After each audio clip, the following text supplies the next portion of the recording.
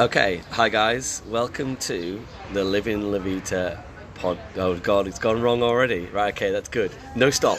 LIVE-ing La Vita Loca-l Podcast, or should we say, LIVE-ing La Vita Local Podcast. Live in the local. LIVE-in La Vita Local, in the local. Yeah, but I thought, but it's Fiona came up with a really good name for it. Yeah, and I'm really it's not screwing this up. It's not been butchered by me at all. Yeah, no, it's fine. LIVE-ing La Vita in the local podcast. Right, okay, that took 30 seconds to get there. So, hi, yeah, I'm Faz, and this is.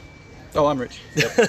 Every time. I'm trying to throw it I to you. was staring at my coffee. It's like you're in denial, but like you don't want One to be day I'm going to here. get this wrong, and I'm going to say I'm Faz, and then the whole thing's going to be wrong. That would be wrong for you. And we have a guest here with us, and I'm going to let him introduce himself. So please introduce yourself, guest.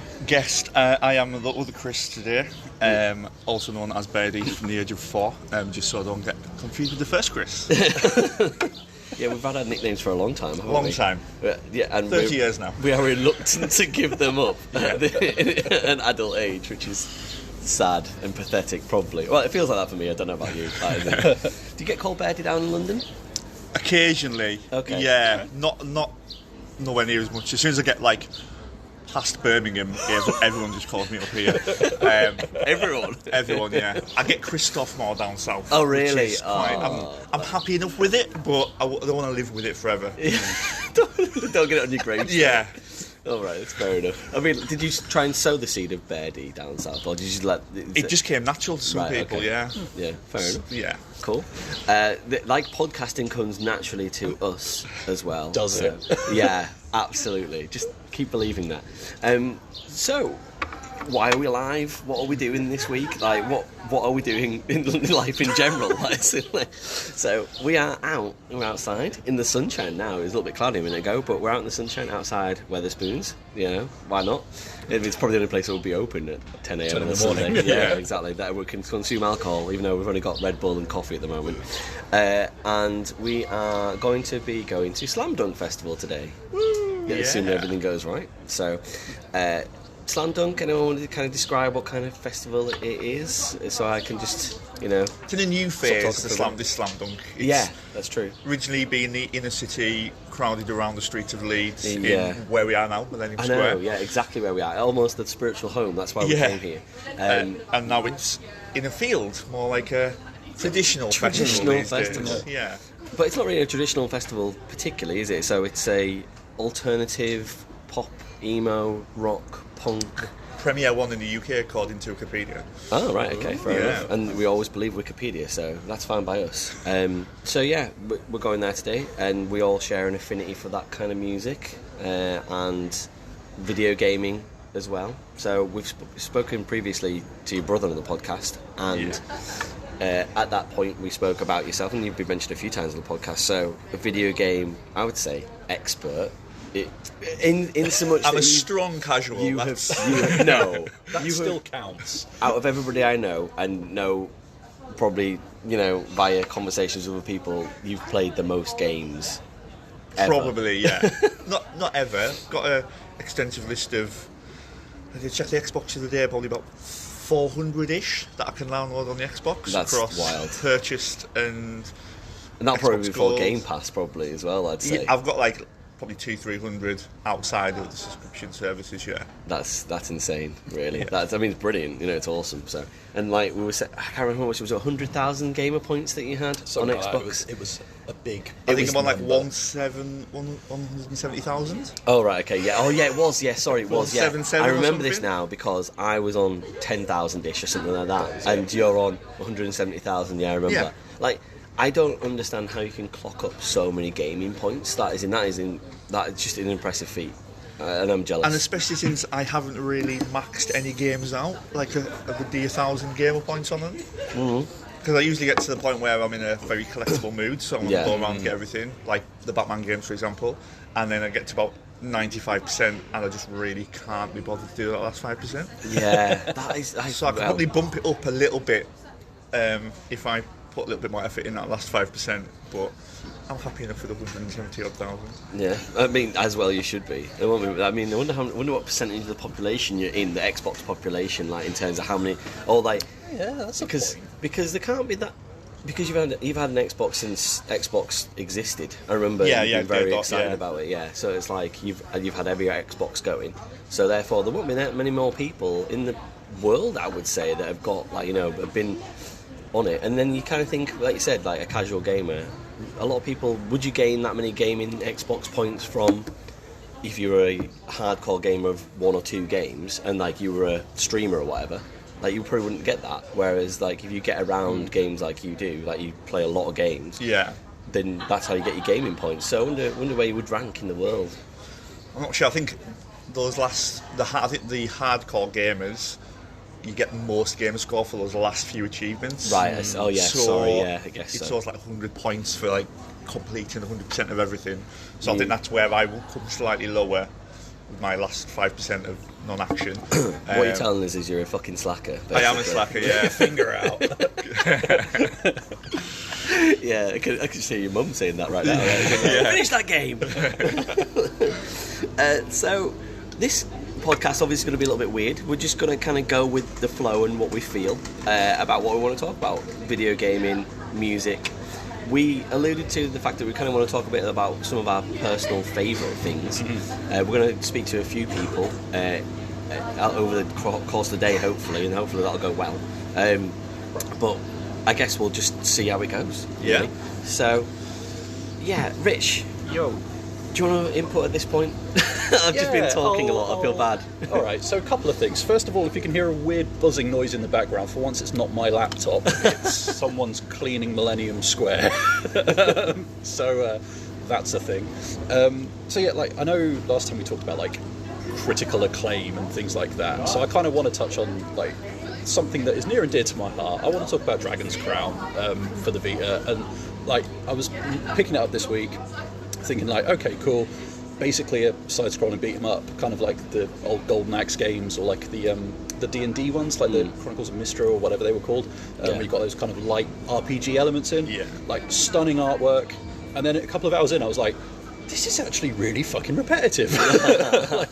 But yet I still love it. Like it's got some interesting set pieces, and it controls nicely, and I mean it chugs a bit on Vita, but you can pick it up on other things. I was like, like I went in thinking, this is my favourite game on Vita, and the more I played it, I was like just quietly ticking it down the arbitrary scale that we've got. When did it come out? Oh, good question. I want to say about 2012, but that's totally off the top of my head. That could be wrong. Did you pick it up straight away? I've had it a long time. I don't know if I picked it up straight away, but again, kind of like I was saying about Persona 4, it was another one that I always associate with going to visit my wife back in the day, and all that kind of stuff. So I clocked up time on it, and in fact, picking it up this week to play it again, I had to restart my save, and normally that would be like, oh, for fuck's sake. Yeah. But with this, I was like, oh, cool, sweet, I get to start again. So I think that says a lot, but it's like a solid sort of 7 out of 10. Like it's not as like technically great as I remember, but I do have a soft spot for it, and that kind of got me thinking about like, well, the fuck is my favourite game ever, or like what would I give like 10 out of 10 to? And I realised they were actually two very different things. Okay. So I was, there were quite a few things that would pop up quite high on the list. You know, there'd be like your Sega Rallies, or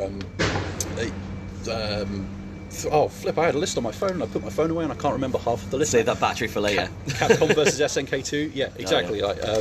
But the I basically narrowed it down, and I thought, okay, well, if I'm going to give a game 10 out of 10, like what would that be? And it was a very small list. And this game, I almost cited this as my favourite game of all time. And then the more I thought about it, the more I was like, nah. There's one that I kind of live and breathe a bit more that I think, for me personally, pips it rather. So I would give 10 out of 10 to Gunstar Heroes on the Mega Drive. Okay. Right. Which I've never played that game. Exactly, and you absolutely fucking should. So it's by Treasure, one of my favourite developers. Again, like they're when I was thinking about all this, like a lot of their games were kind of creeping up that list, along with like Cave and people like that. Gunstar Heroes is like this kind of side-scrolling run and gun, just insanity, right? It is a balmy game, but for a Mega Drive game, it's bright and colourful, which is kind of unusual. It plays quick. It's just fun. It's a fun game. shit explodes everywhere, like there's fun noises, there's cute animations, and I could just fire that up and be happy. You know, I will be happy with my decision. That sounds like the perfect scenario of a 10 out of 10 game. Is that I am so happy right now. Like, isn't that the happiness that you probably feel inside? I guess. Like, absolutely. And then I thought, well, okay, if that's not my favourite game ever, then the fuck is? Yeah. Because like there's something I'm missing here. And then I realised it was Super Street Fighter 2 Turbo. I was like, so why was that then? And I was like, well, I've got so many different versions of Street Fighter and Street Fighter 2 specifically, and it's the sort of thing that Fiona, my wife, is like, well, aren't they all the same? And I'm like, no, this one's Turbo. They're all different. And so you've obviously got Street Fighter 2 is well known for having different iterations in the arcade anyway.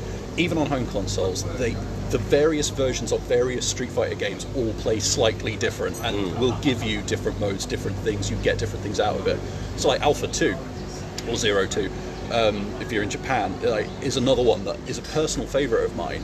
And it's just like the whole Street Fighter thing, it just permeates my collection. Like, I've got more Street Fighter stuff, I think, than like anything else. So yeah, like ultimately my favourite game would be Street Fighter 2 Turbo.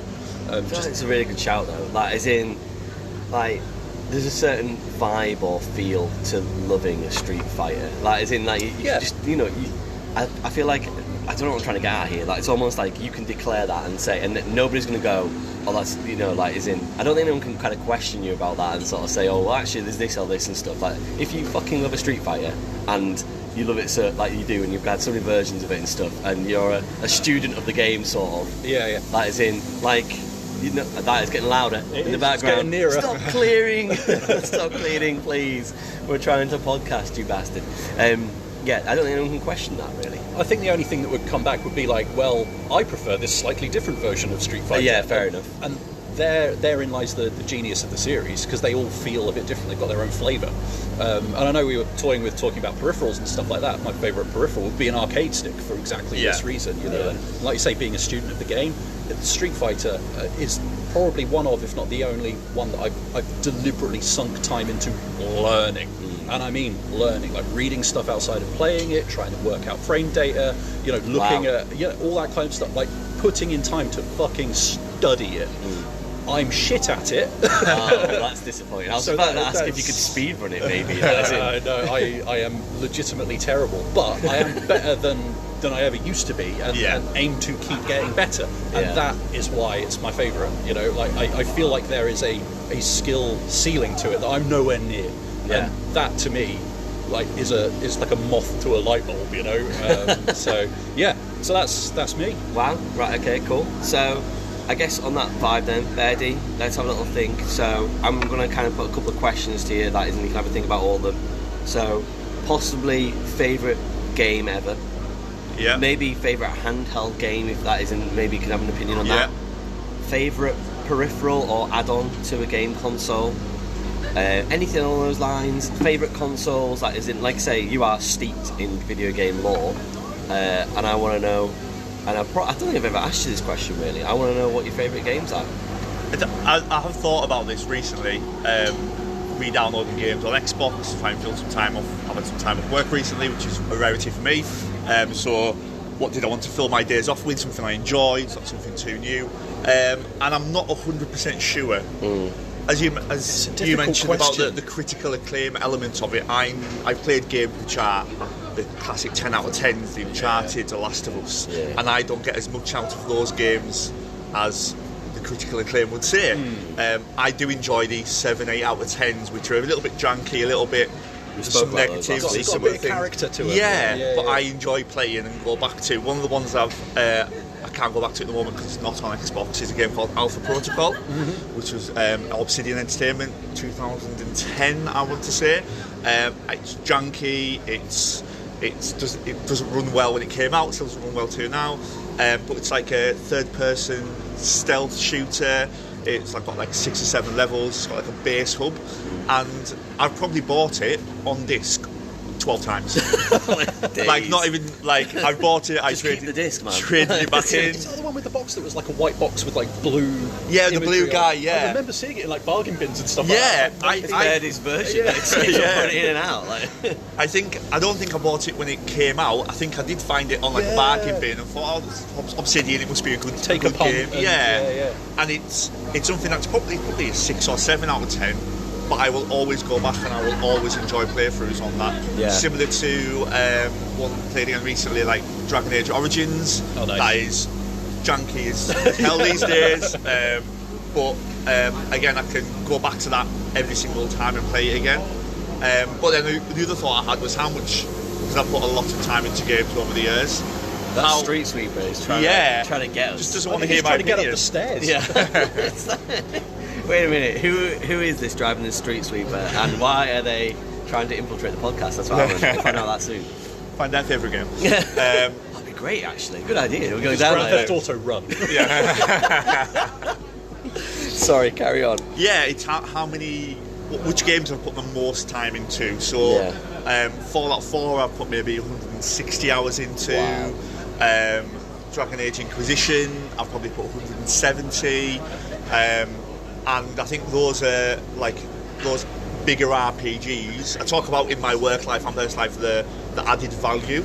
So I will happily pay 70-80 pounds for a game if I know I'm going to get 70-80 hours out of the game. Yeah, Something to sink your teeth into. Yeah, and that I can go back to, and that when you go back to play again, after you've put your 100 odd hours into, you've got a good chunk of time ahead of you with it. It's a little bit harder now with work life and adult life to find those hundreds of hours here and there. But I think Alpha Protocol is probably top 3. Okay. I would say Pokemon Gold. Strong shout. I'm not surprised about that. You were an advocate of the second generation of Pokemon at the time. I remember you just constantly playing on your Game Boy Color. I've still got the cartridge of Gold at home. Nice. I currently don't have a Game Boy to play on, but I will always have that. Because it was the thing that was like my, I don't know what year it came out, but I just remember so vividly. I can see it in my head now, the route to go through, the watering can, because you've got Sudowoodo was blocking the route. Sudowoodo, is it? Sudowoodo, that's the one. And then it was the first time around those type of games where once you completed that area, you got on the train and went back to the original Pokemon game, and it was all there for you. And that sort of change within that. And again, I've probably put a couple of 100 hours into that game over the years. I might still have a save on there somewhere. But again, it's that value. It's that like almost not DLC, but that extra edition which you didn't expect to on those type of games. And they are my favourite games of all time. Those, and handheld definitely for Pokemon. I think the Pokemons, but I think it's interesting that you said that, because that is regularly when I see it on polls, like that generation of Pokemon's usually the one that everyone goes, They're that's beloved, the one, aren't they? and it always comes back to, because you can go back to Kanto, like as in after you've done it, and it's like, and I wonder how much that took them to think, but that probably cemented the Pokemon company for 25 years. Do you know what I mean? Like, as in just having that one decision where it's like, I'm not.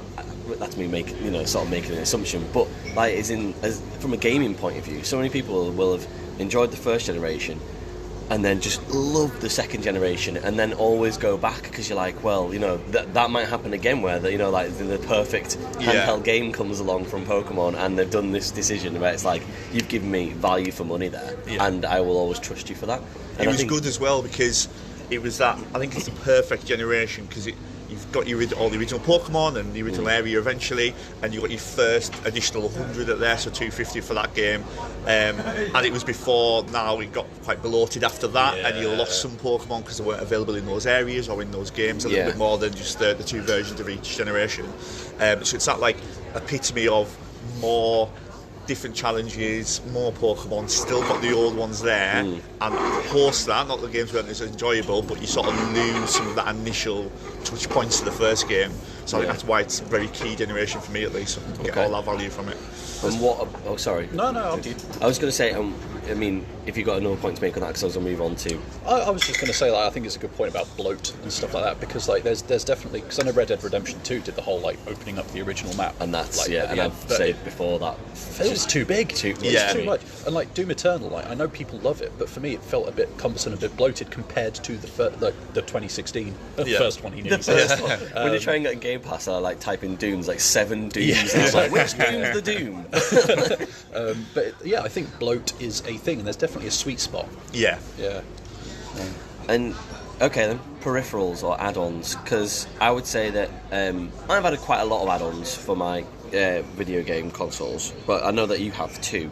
So, have you got any? You might not even say any of them are any good. I don't know, but like, is there anything that you kind of say that was your favourite one, or one that you think was really worth getting, or one that was shit and it wasn't worth getting? I don't know. I think I've had every like mainstream peripheral you could probably get for so I've never had like a Street Fighter stick or anything like that, but I have had all the Guitar Heroes, Rock Band, all those types of things. I had DJ Hero, probably one of the few in the country, and really enjoyed that. So I've definitely spent a significant amount of money on peripherals. So I think my favourite of all time is really tough. It's one of the drum kits. It's either Rock Band or Guitar Hero, the only two. The Rock Band one was better to play. It had the lovely 4 and it felt more like a drum kit, but it was really flimsy and fell over all the time. The Guitar Hero one was smaller, more compact, but it was solid construction. So when you had a few drinks and wanted to play something, mashing it. It sort of held up a little bit more than the Rock Band one. I recently went back to Guitar Hero Live, which again I don't think many people have played, and it's got the 2 levels of buttons on that one. So you got the black ones at the top and white, so it was a little bit more guitar-like. And as I'm nowhere musically inclined in my life at all, I felt a little bit more like I play guitar. Can't at all, but that peripheral was... I've seen you play Through the Fire and the Flames on Guitar Hero 3 many times, and I seen you try and do it on hard, and I think you kind of got through it, and I was like, kind of through the first 3 notes on that on hard, and blank, blank, blank, fail. And it's like, oh, right, okay, great. But I remember when you got Rock Band, coming around to your house and thinking it was an absolute revelation to think that there's like a whole band. It's like, we don't have enough people. Like, we don't have enough friends for this. Like, quick, ring somebody. Come on, come round. Spoke with Steve, who was at Slam Dunk this weekend, last night, around when he used to have house parties. Now we'd take the entire band kit to his house. Bloody hell, wow. But because it was extremely expensive, about £275, I think, when it came out. It seems more expensive now if you were to buy it today. So not many other people had it, so no one could play the drums on it. So I'd spend 3 hours at a house party, sat on a drum kit while everyone swapped around on the guitars and singing, because no one else could do it. I remember that, so I mean, it was enjoyable, really enjoyed it. Yes, I think out of the Guitar Hero and Rock Band drum set, I'm going to put my marker on the Rock Band one. Okay. Just it was the first one, and it was that revelation of that next level of party games, peripherals, that type of thing. Yes, that's my number 1 peripheral of all time that I've owned. Fair enough. Cool.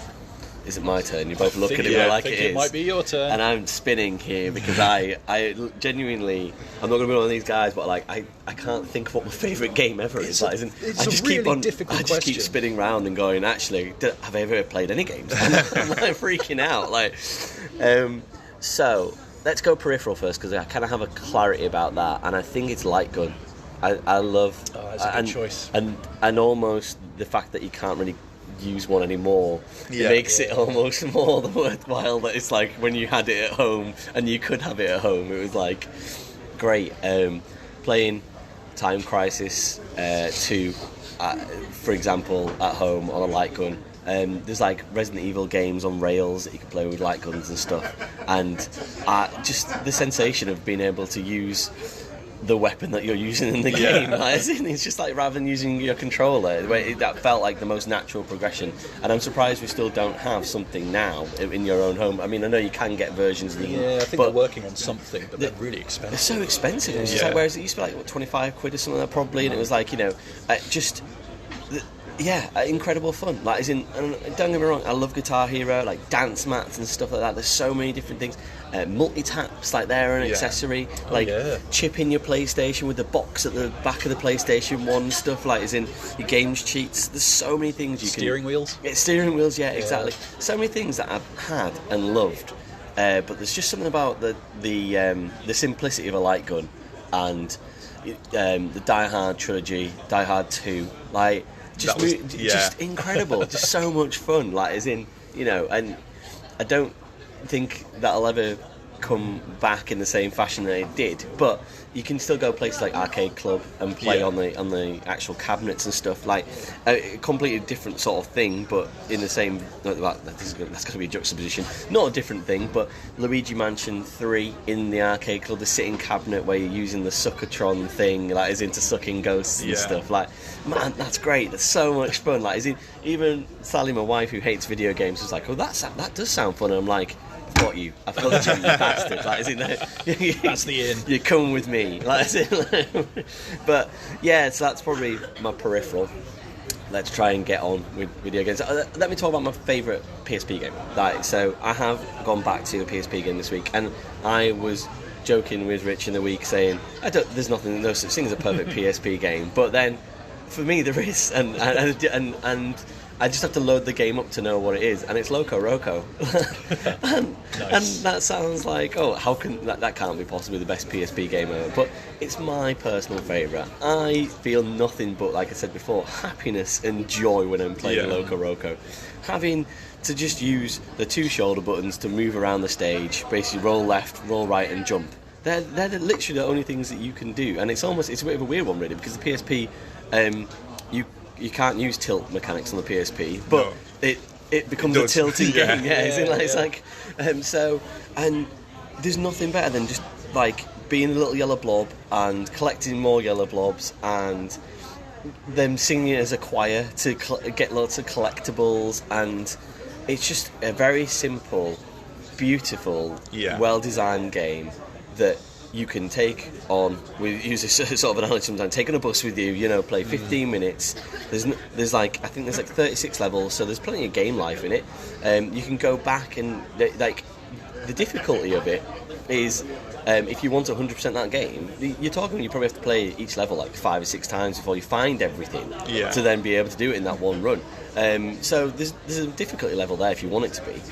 As I've previously advertised on the pod before, that is, I'm just I like to finish a level and I'm done kind of situation. Like 75% is fine by me. That is, but I absolutely love that game, and it was probably, I think it was like maybe a year after the PSP came out, and I just remember playing that game over and over and over and thinking, this is the best game that I've held in my hands as a handheld probably ever, apart from maybe Pokemon. I was a silver guy, but yeah, I just unbridled joy playing that game, and I won't. Anybody can say, maybe it's got this missing, but if you look at the reviews for the game, people give it sort of 8 out of 10 and stuff, but when you look at positives and negatives and things, there's never any negatives. I'm like, no, review that higher than you did. Give it what it deserves. Oh well, it's not. Maybe it's a bit simple. Maybe it's a bit of a childish game. No, it's not. There's difficulty levels to it. If you really love this game, your entire review has said that you do love this game, and there's barely anything at all that you've said that there's an issue with it.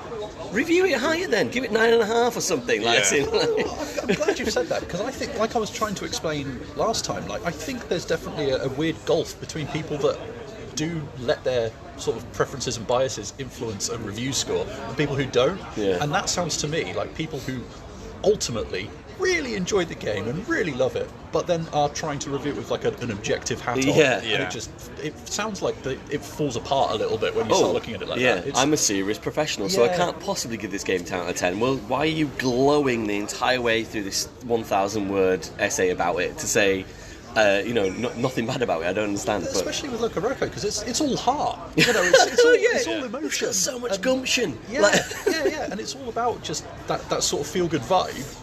Unless it takes a really dark turn that I'm not aware of. Well, when the Moja show up, but that just kind of happens. That adds a little bit of an added depth to it, where it doesn't explain that to you. And actually, the first time you lose a Roco to this alien that eats them, you're like, well, that is dark. You're like, I retract my previous statement. You're like, one of my guys, like one of my team. I had to work hard for him. I had to bounce. But yeah, it's a wonderful game. So. That's probably one of my top 3 PSP games. Really? Yeah. I'm glad to hear that. So, I mean, speaking of, so this is adding to the PlayStation showcase that happened this week. We've spoken about the possibility of a handheld PlayStation peripheral, and that's now been kind of announced, teased. I'm glad you used the word peripheral because it's not a standalone console. No, it's not. And I think that's very. It's important. Should be. It's very important. Yeah, it's not running the game natively on its own console. It is a streaming peripheral at this point. Yeah, which is great, but it's not. We're all going. I think it's almost a response to the Nintendo Switch. Yeah. Where you can sit in bed now, so if your PlayStation 5's downstairs, you can go to your bed and continue playing your game in bed, which is what the Switch was great at doing all the time. How good does it look? Oh, breakfast arrived. Hi. Yeah, cool. Thank you. Thank you. Yeah, cheers, dude. That's awesome. No danger. Thank you. Cheers. What a polite young man. Right. So, yeah, and then, so that wasn't the main point I wanted to talk about. I just wanted to loop to that because we've spoken about it previously, and obviously we're talking about our Sony handhelds on this podcast, and thanks, Rich. And we're just sort of saying, you know, like, is it a good idea? It's gonna have to be an absolutely powerful beast and look incredible, isn't it? Like, because otherwise, what's the point? I feel like, in a way, that is in. If you are truly holding a PS5 stream in your hand and it works incredibly, fair enough. But if it's going to struggle at any point, it's going to be pointless. They're going to lose money. But I mean, well, that's my thoughts on it anyway. I can't remember who it was. It was either Polygon or Kotaku or one of those websites said something like, "Well, Sony have been dabbling with this since like 2006, and this whole like remote streaming thing." And I mean, certainly on the Vita, when you're trying to stream PS4 and stuff like that, you can be sat right on top of the fucking thing, and it's still a bit shit. Yeah. So like, the technology is going to have to be top notch to warrant it. And at the end of the day, I mean, I don't know about you lot, but I still don't feel like there's anything on PS5 that I need to play. Yeah. No. So it's like, well, if that's not there, then why bother? Yeah. You know? But that's me being a cynical. I may be wrong with the Vita.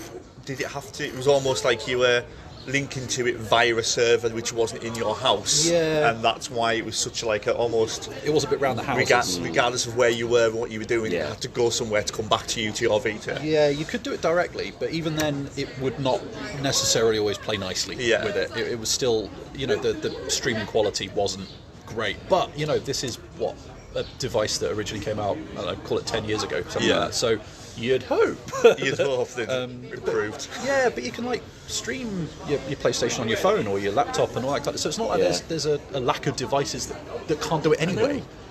So I'm struggling to see. I've played Forza Horizon from Game Pass on my phone. Do you know what I mean? Like, I think it just feels like they're running a few years behind everybody. Like, we're going to try and catch up, but by applying sort of like process that's going to be behind everyone. It seems like they're doing the Apple method that Apple using phones is they will come in 2 years later with a slightly more refined version of what was there 2 years ago.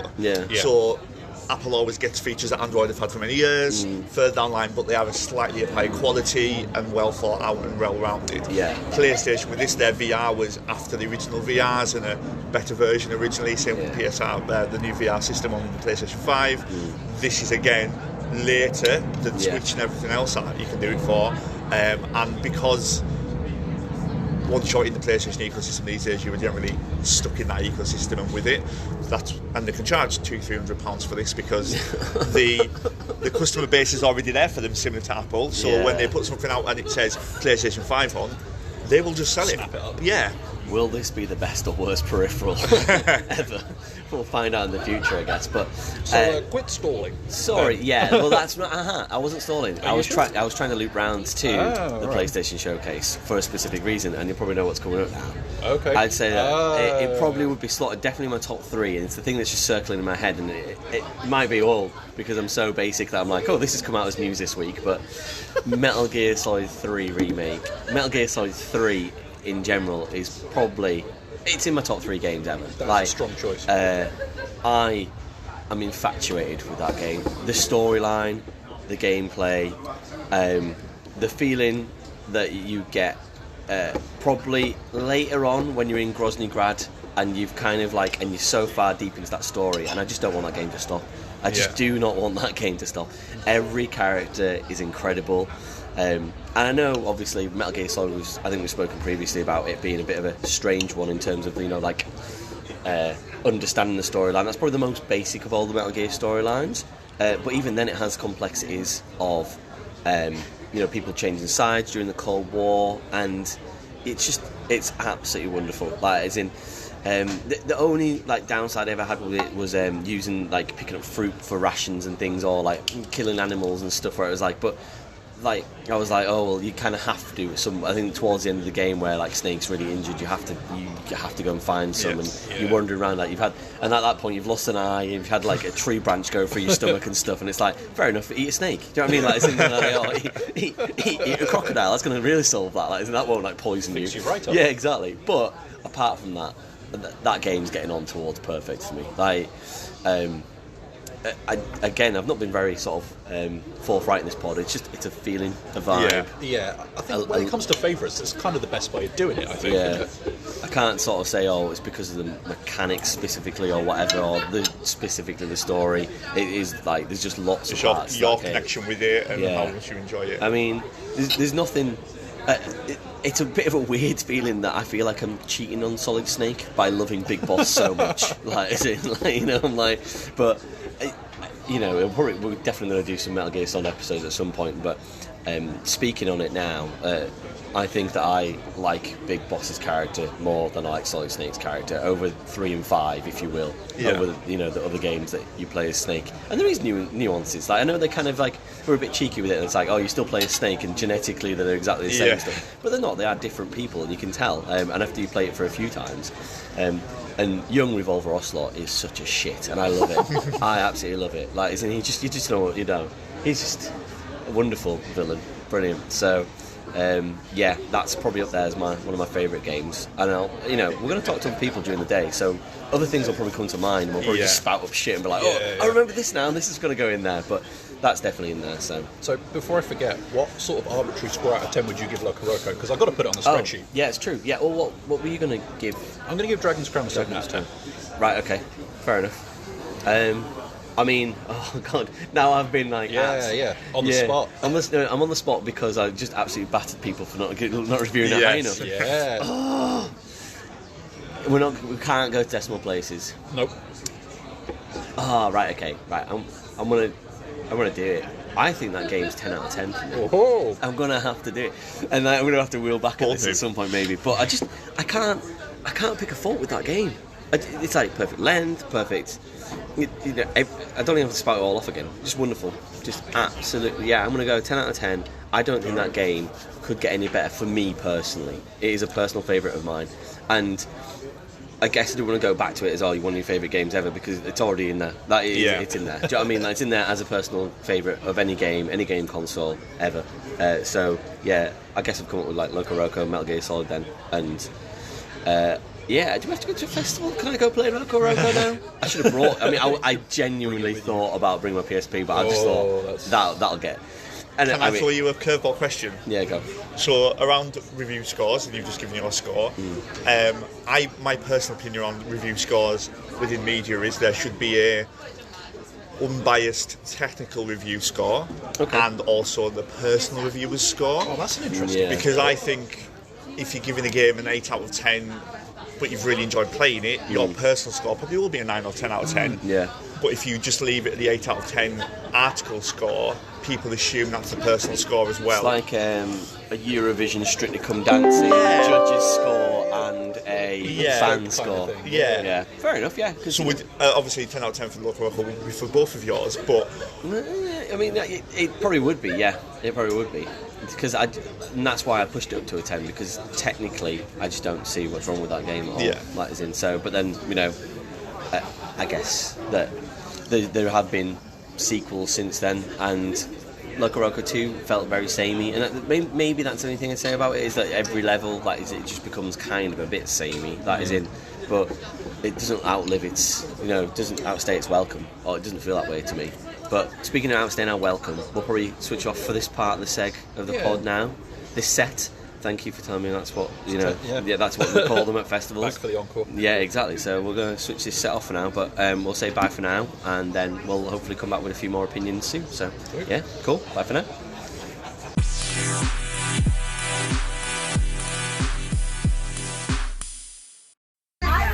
So we're here on the bus recording the podcast. It's just fucking happening. It's just it. No, I just freaked you all out with it. I just did it. So we're on the bus to podcast. Drunkcast.com. And yeah, so we just queued for 2 hours, didn't we? For us, an hour and a half. It was alright. We had some beers, that was good. And we've been joined by Liam Craddock. And I'm going to introduce him, and he's going to introduce himself. Hello. Liam, an accomplished gamer. Very. So, we've asked the same questions to Liam in terms of favourite game, favourite peripherals, favourite console sort of thing, just a general chit chat while we're on our way to Slam Dunk Festival. Liam had a lot of answers before and he's probably wasted them all when we were all sober. But, right, okay, let's go. Favourite game. You had a few things that you brought up and I was like, oh shit, I need to be involved in. I mean, there's so many things that I'd left on the sliding scale. Yeah, and like, I'd be like Halo and shit, but I didn't even think of Halo, to be honest. But no. Go on, dude. Top 5. We decided it was sliding. Current number 1, God of War 2018. Yeah.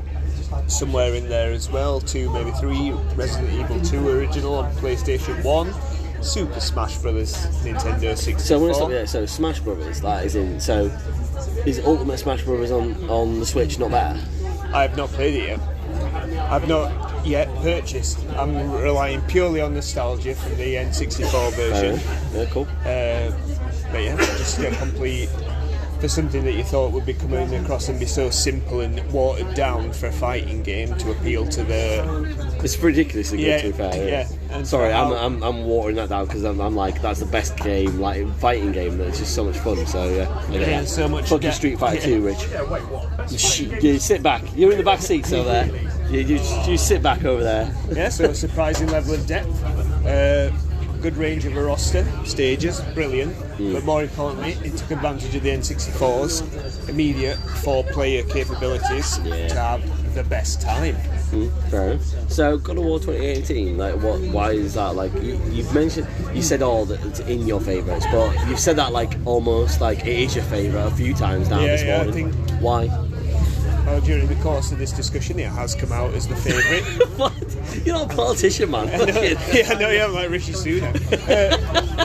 No, just when we were talking about earlier, we've said we've played games that when you've played them and then you've looked back on them and you're like, actually that was a really good game, or you're looking at ones that you've fueled back by nostalgia. And as we said, when we played God of War, that was the only one, as we played, where I was like, I'm actually playing one of the best games I've ever played at the moment. For example, we compared it to The Last of Us. Last of Us, whilst excellent, didn't appreciate until afterwards, when I look back on the experience as a whole, that God of War, from the ground up, it was a reimagining of the existing franchise. And just moment-to-moment gameplay, fantastic. Story, brilliant. But yeah, just on the gameplay, things, you never got tired of combat, you never got tired of having the axe come back to your hands. It's a ridiculously simple mechanic. Weird. Yeah, because I spoke about last week how I said like God of War, that was the only game I played on God of War on PSP, and I know you're a massive advocate of them, and I feel like I need to go like visit the series completely, but like as in, so like I felt like when you said that, you said it with your heart, that was like, you know what I mean, like seriously, that is like that is definitely firmly lodged, and almost you'd put like a lot of God of War games. If you were going to say my top 50 games, you'd probably put all of them in there, pretty much apart from God of War 3 or something you were saying before. Yeah, the 3 is the weakest. So God of War 1, yes, it's a very good game, but then the mechanics of it, the hack and slash does get pretty tiresome afterwards. You kind of remember it for the boss battles and things like that, but no, God of War 2018, It's the one. It is just the one. It is just that you never get. For me personally, I never get tired of playing it. I can just run around and hack things to bits, and it's as good now as it was when I first turned it on. Cool. So, what we're saying about favourite console, because you had a little bit to say about this before, because we haven't talked previously about favourite console, no. But like when we did our bit before with Eddie, but you kind of had a bit to say about what you think your favourite console and stuff is. For me, it's the Nintendo 64. Heathen. Well, no, it's not the most powerful, or it was never the most advanced software, but it really took advantage of what I wanted at the time. Is when it was at a time during my life where you'd go and you'd spend your weekends, you'd be around at your friend's house, and you'd all go around and say, oh, what can we play? We had GoldenEye and we had Perfect Dark, and it's just that you didn't need to buy any kind of multi-tap or anything like that. As long as a couple of you had the controllers, you just plugged in and away you went. And we've touched on Smash Brothers, but there's also GoldenEye, which in my opinion was surpassed by Perfect Dark when that came out, and that. That's on Game Pass at the moment. I'm seriously thinking about playing it because, like, even though it's an an initial N64 game, like, even though it's an old game, that's meant to be like. I mean, everyone calls it Perfect. Everyone calls it a perfect game, like, and everyone says it's awesome. So it is. It took the foundations that GoldenEye had laid down. It had the same tight gunplay, it had the multiplayer, but what it had as well, it introduced bots, and I remember that kind of added the level of unpredictability that now you get in your Call of Duties and your Halos, where you're playing against multiplayer and playing against other people. The ability to put bots into the game just made it just increased the life of the game a little bit. So yeah, you put 2 players, 3 players, however many people you want, then you could populate the rest of the map, and it made it feel like a really busy shooter. And then obviously they'd learned about the different weapon types. I'm going to say, like, so at this point, like, I don't not mean to freak Liam out when we sat beside him on the bus, but like, he kind of completes my game in life because, like, no, from a point of view, like, as in, like, I don't really have that many Nintendo gamers in my life, but I know for a fact that you absolutely love the N64, like, you love the Switch, and you're playing the new Zelda, aren't you? So, like, as in, how are you finding that? The new Zelda was a real surprise. So obviously I bought a Switch, and the first game I picked up was Breath of the Wild. I'd seen all the 10 out of 10 reviews.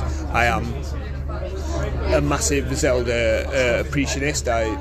Ocarina of Time does occupy a spot in that top 5 of my personal gaming list, as we discussed earlier. So I was keen to pick up Breath of the Wild, which is a 10 out of 10 game. So Tears of the Kingdom got introduced. They dropped a couple of trailers and gameplay videos for it, and for a long time I was like, this just looks like a Breath of the Wild reskin. They've just added some floating kingdoms and things like that. So I wasn't that hooked on it. Then I saw again the reviews, and they came out and said, actually no, this is really good. They've improved, they've added a few mechanics. So picked it up for myself. The first game in years that I've pre-ordered, and I actually sat excited waiting for the postman to deliver.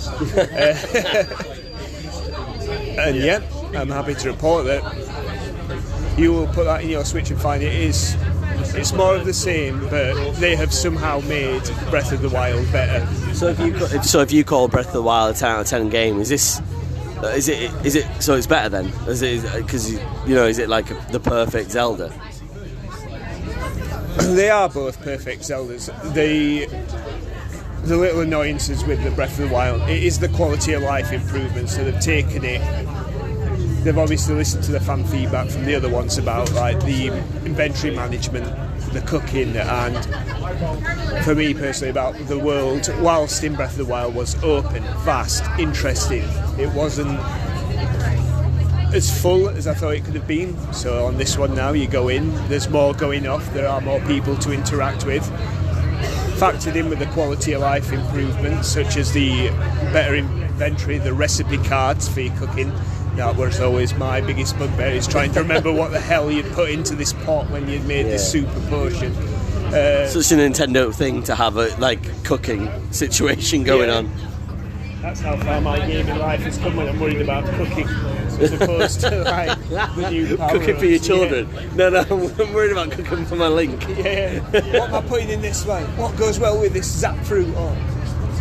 But no, and then just the emphasis on the improved power-ups and everything they've learned. For me, the Switch is the Nintendo's. I don't know, it's hard to say because they are, when you look back on them, they are my favourite consoles. I am very much about the AAA PS4, PS5. Yeah. But there's something always good and reliable about Nintendo and their ability to churn out absolute top quality games. The games are ridiculous, aren't they? They always seem to have just top tier games, whatever console they have, whether it's a Wii U, even the Wii U that's maligned, that's good games on it and stuff. Well, I missed out on the Wii U.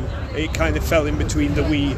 Yeah, I think you missed out on it rightly because it's just the way that it was unsupported. But so I've got a couple more questions for you, just because we're getting close to the festival entrance now. But favourite peripherals of a game, and I guess sort of I don't know. I'm going to ask you your favourite Nintendo game because I feel like that you're the person I should ask about that. So favourite game peripheral and favourite Nintendo game. Go. So the favourite peripheral was hard to answer because I'm more of the usual, you give me the controller and I don't want any other gimmick, I don't want VR, I don't want any other fancy controller, but I eventually settled on the light gun that brought the ability to play Time Crisis as it was played in the arcade at home. Even better if you got the gun that could recoil. That's what I went for too as well, yeah. I thought that was pretty much for everybody, isn't it? There's not many peripherals that have... I think unless you're a PC gamer and you play the simulators and you get the full-on tank controls or you get the full-on pilot controls, then it's hard to see how a console peripheral really improves a game for me. And so, go on then, favourite Nintendo game then, since you're the Nintendo game expert on this podcast? So that would be Ocarina of Time or Super Smash Brothers. And I suppose for different reasons. You've got Super Smash Brothers is the ultimate. You come together, a group of friends, it's an accessible game with a little bit of depth to it, and you're guaranteed to have a fun time. Zelda does give you the single-player experience. It's vast, it's good, it's perfectly paced. You can acquire all the different rewards and the different unlocks in the right order, and they arrive at just the right time to keep the game fresh and interesting. And the story is brilliant. Cool. And last question then, who are you looking forward to seeing playing at Slam Dunk today? We've already kind of missed the first few acts, which we thought we would because we're just really shit at getting on buses, but we had a good time in the queue. So who are you looking forward to seeing today? Who anticipated a 2-hour bus queue? Well, coming into today it would have been the Offspring out-and-out favourites, but as we've discussed earlier, we've got the clash at the second to last bands between Bowling for Soup and Billy Talent. So as part of my Slam Dunk revision, whilst I was listening to Billy Talent, they've become a sneaky dark horse favourite, so I think it's going to be between the Offspring and Billy Talent. I feel like from what I heard from you over the last few months and stuff, honestly, you banged on about, not in a bad way at all, but you've been you should listen to Billy Talent more, so I reckon you're probably looking forward to the most. So I think you've probably convinced me, even though I'm a massive Bowling for Soup guy. I'm going to hang out with my friends and listen to Billy Talent. So Rich, Bailey, we're obviously nearly at the festival. Who are you guys looking forward to hearing? Kids in Glass Houses. I saw their last tour when they stopped previously about 7-8 years, maybe 9 years ago, so definitely Kids in Glass Houses again, and then Yellow Card Ocean Avenue album played in full hopefully, so yeah, definitely those two. Yeah, they said that last time, fucking wasted, didn't they? It was bullshit. I know they were late, this is why they can make up for it now. No, they were late last time, so they're probably late this time, probably should, Yellow Card would be on the first written warning in my shop. Plug and Molly are on the bill, aren't they? I didn't imagine that, did I? They're there. Yeah, they're there. Yeah, definitely Plug and Molly. The Offspring as well. I've seen them. Well, this must be third, fourth, fifth time I've seen them. Yeah. Wow. I've seen still them. Number one. Yeah. Still up there. I've still got my T-shirt from the first time I saw them live. I'd also like to point out it still fucking fits. I don't believe that. Anyway, so this is that's a sign off for this part of the pod, and we'll probably catch up with some more people soon. Cheers. Bye-bye.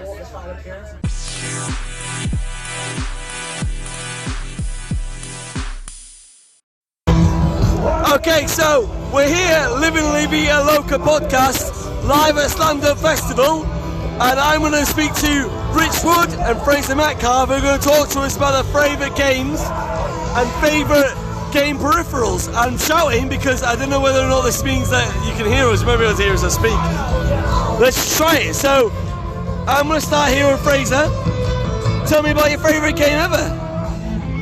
Favourite game ever? So I'm sort of a racing game sort of person, so classically wise, Gran Turismo, Colin McRae Rally was sort of where it was for me. Moving into Forzas. What do you think about so the difference between, I guess, like Colin McRae and stuff? It feels like pretty sort of I guess very straightforward, and there's not a lot of like world building. Where Forza there's a lot more world building. Like, are you more into like having a massive open map or just straight racing? Just straight racing, really. I've always been, you know, from going as a kid going with my dad to racing, so sort of my gaming took over, sort of being into racing. So. And Rich is another Rich from Horsworth, who also loves PSP and PS Vita, which is great. And I want to hear a little bit more about, you know, favourite PSP, favourite PS Vita games, but also your general gaming love in general. So I'm going to go with a throwback. We're going to go to the Master System and go with Jurassic Park. What a hero getting out there. So why do you like that so much? I think just a standout memory. Just remember playing it as a kid. Yeah, just really loved it. I thought, yeah, it was a fantastic game. I just kept going back to it. Cool. So a little bit of handheld love then. So we don't know many PSP, PS Vita people that actually love the podcast, which is weird. But have you got a favourite, like, you know, a PS Vita or PSP game that you kind of think, oh, we don't play that on other consoles and stuff? To be fair, I'd always go to FIFA on it because I like playing FIFA. I like being able to take it around. Football Manager, like that. I think Vice City. I had Grand Theft Auto Vice City on it. Oh, the story stuff, yeah. Yeah. So really enjoyed playing that. It's a bit different, isn't it? Yeah. That's it. I think it's just a different perspective on it. I think and just being able to play it slightly differently. So we're listening to Go Go Bordello at the festival right now. So have you guys come to see anyone special today? Yeah, sort of from now on really is where we're at, sort of Go Go Bordello and Flogging Molly, Bowling for Soup or Billy Talent, and then Offspring. So, yeah, Bowling for Soup, Less Than Jake, Offspring. Yeah, that's just what made you? Has anything made you get into this kind of music or anything at all? Or yeah, I don't know really, because I grew up with my mum and dad listening to 60s and Motown, which is obviously very different to what's on currently. And then I sort of got into the indie scene. I guess maybe a lot of it's come from when I met Rich at uni, sort of listening to stuff that he listened to, which was this, and then grown to like this. So. Yeah, I think I've always liked it because it's just happy and fun, but listening to it with schoolmates, and we bumped into a couple of them today that I hadn't seen in years, so it's been That's really cool, isn't it? I'm the same as well. It's like drumming with people that you've not seen in 10 years, but you go, oh, we know each other over this thing, and you just like, you relax straight away. You're like, oh, we haven't seen each other in 15, 20 years, but actually it's really cool. So yeah, it just drops back into like you've not been up apart. It's well, thank you so much for talking to the podcast, guys. It's been awesome. It's alright. You're welcome, it's been great, thank you.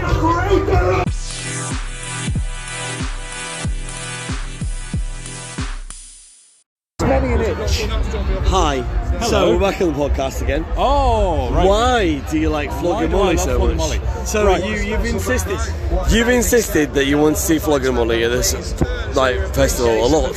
Yeah. This is Rich, by the way. Hello. Co-host of the podcast. This is Vaz. Hi.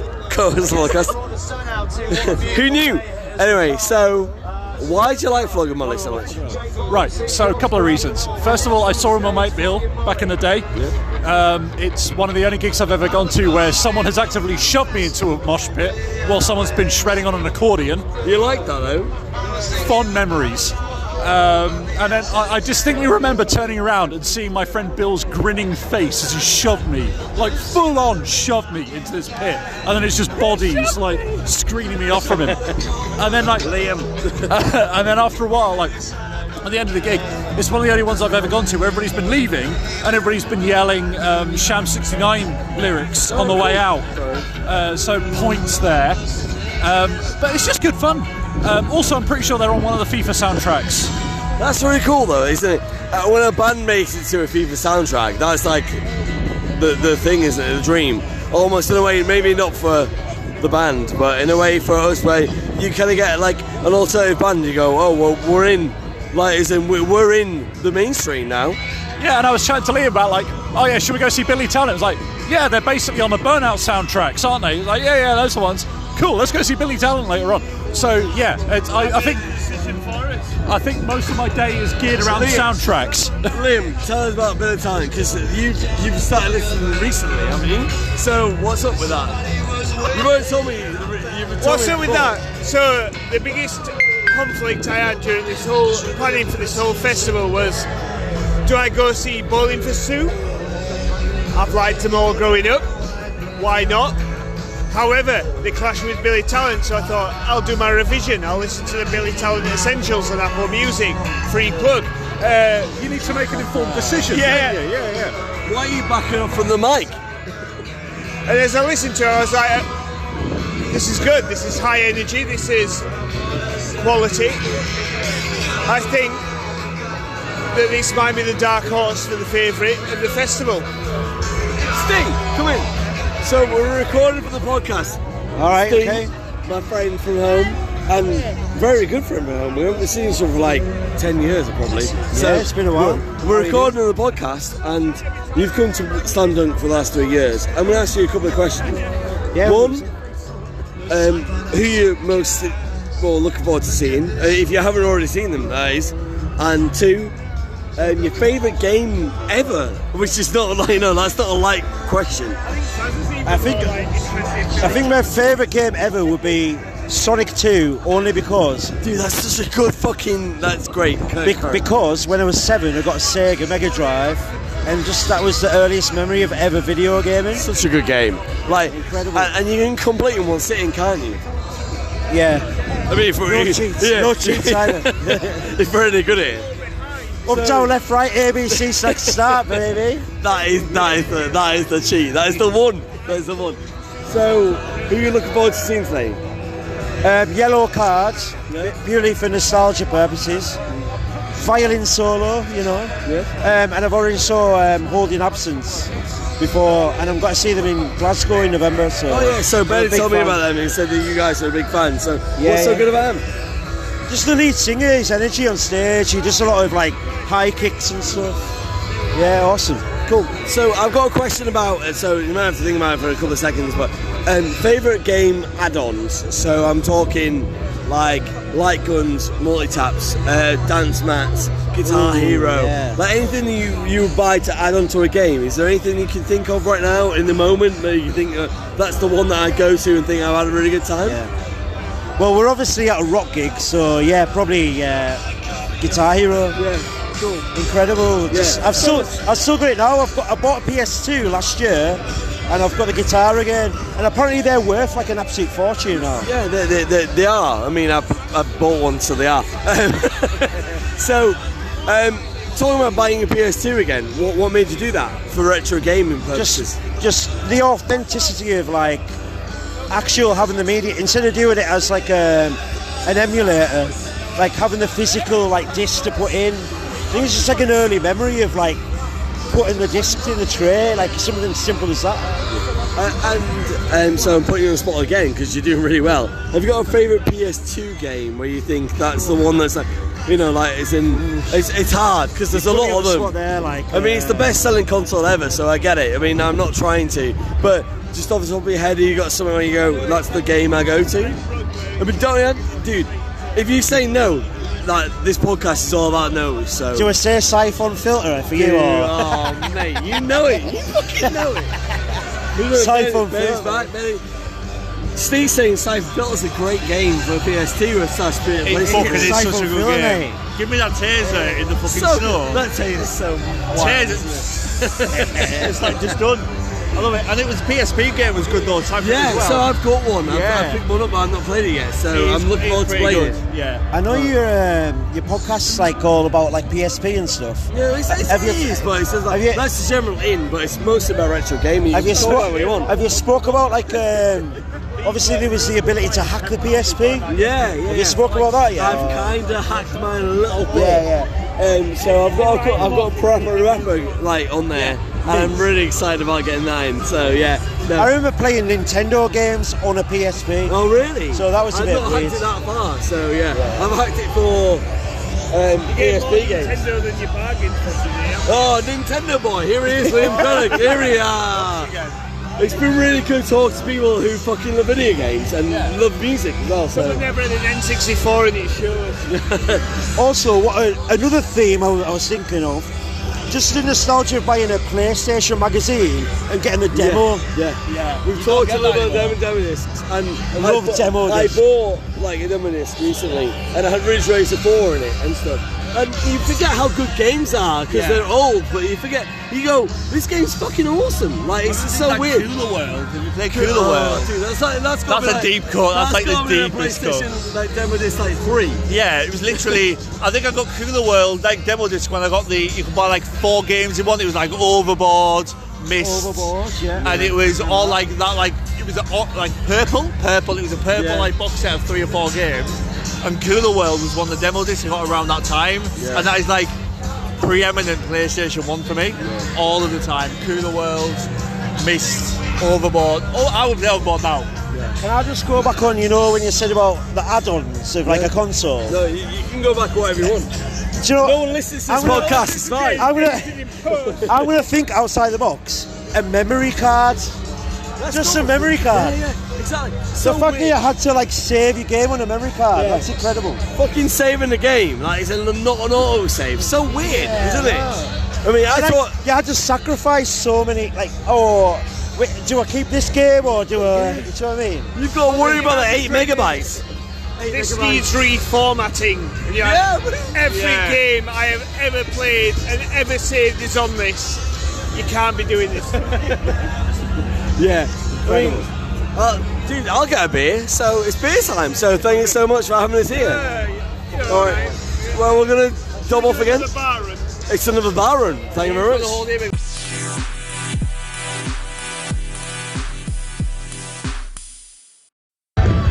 So, it's 5:20, we're stood in the field, we're drunk. Flog and Molly are on. And they're really, really good. Oh yeah. I've just expressed this to you, but I'm really happy to be with you.